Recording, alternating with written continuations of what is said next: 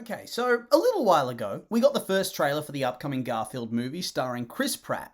And I'll be honest, initially I couldn't have cared less if I tried. Like, I love the old school Garfield movie that came out when I was a kid, or rather, I loved it. And I think I might have been one of the few who actually did. It has a 14% critical score and a 38% audience score. Not exactly glowing reviews if you ask me. And it's not like it set the world on fire at the box office either. It grossed like 200 million off a budget of 50 million. Not a terrible box office, but not massive either. But yeah, I loved it as a kid, and the sequel too, but they definitely don't hold up for me anymore. And at the same time, as I grew older, I started encountering the actual Garfield comic strip in the newspapers and whatnot. And yeah, I know it's popular and successful, I'm not going to deny it, but for the life of me, I do not understand what about it people find amusing or entertaining or fun. The majority of these strips can't even get me to do that nose exhale of mild amusement, just stone face. Nothing at all. Do people actually genuinely enjoy these comics? And that's a serious question. Like, I never got into them.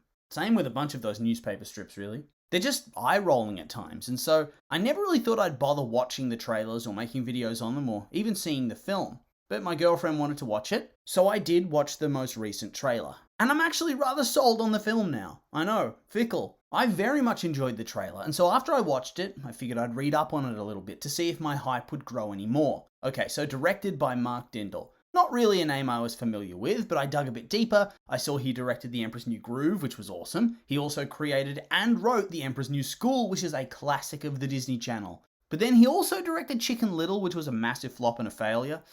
Oops. And he hasn't really done anything of real note in about 16 years. Well, here's to hoping, I suppose. And it's written by the guy who did the screenplay for The Emperor's New Groove and for Finding Nemo, so that's pretty good. I'm quietly confident here. But that's just the guy steering the ship, so to speak. Often what makes or breaks an animated film, even if it has a decent enough script and creative direction, is the voice performance. A terrible voice performance could make The Lord of the Rings feel like a 5-year-old stuttering their way through a picture book.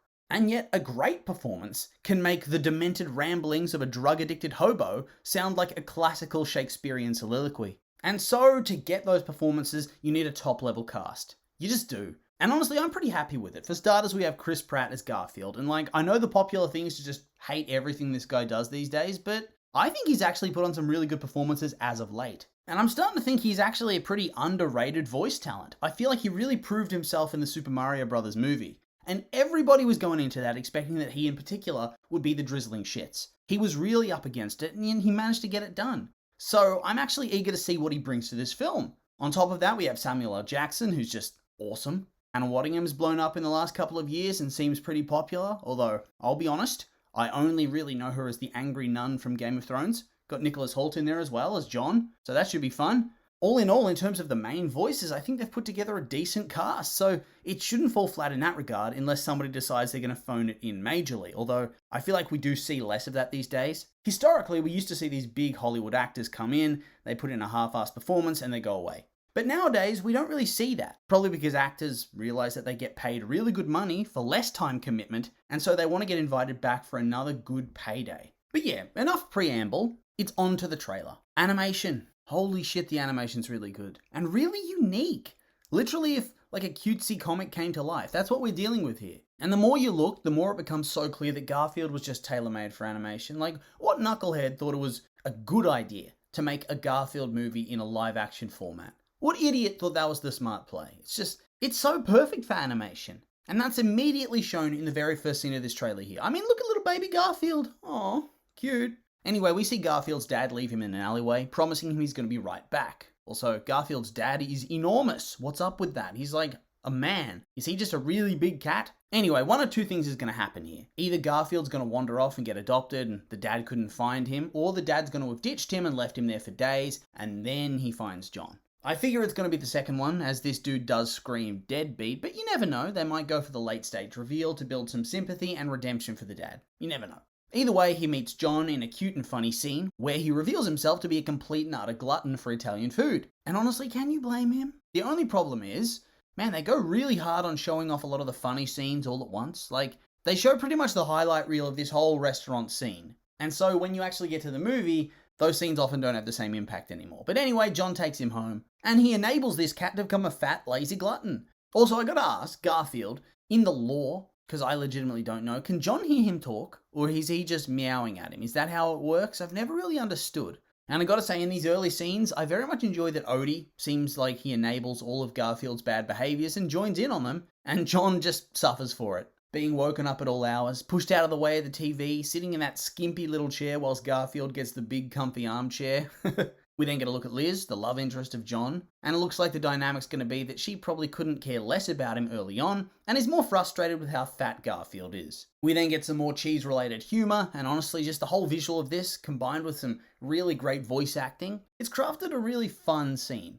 And I gotta say, just in general, is John just the worst pet owner ever? A full lasagna for his cat, and one for his dog, and is that one for him? Woof! Plus mountains of extra added cheese. How rich is this guy? Look how full his fridge is.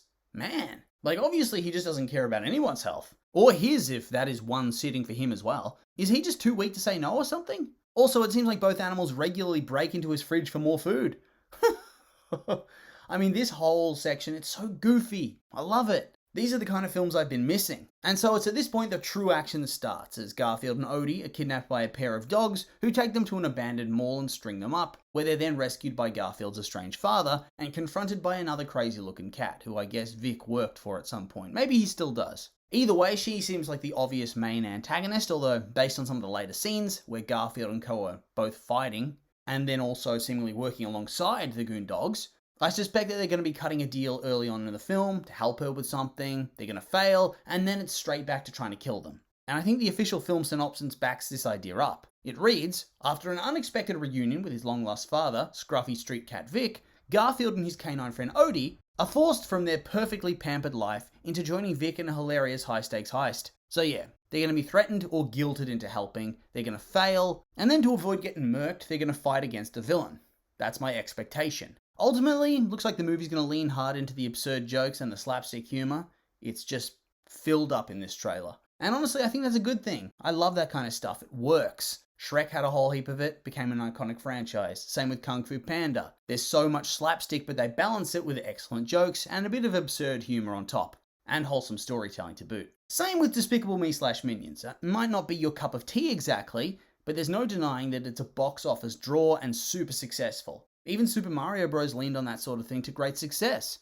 So, hopefully we have more success with Garfield too, but I guess we'll see how it all goes. And I mean, as long as they have quality character interactions, good performances and solid story arcs, I see no reason for this film not to do very well. It looks exactly like the type of film people are going to want to go and see just based on this trailer.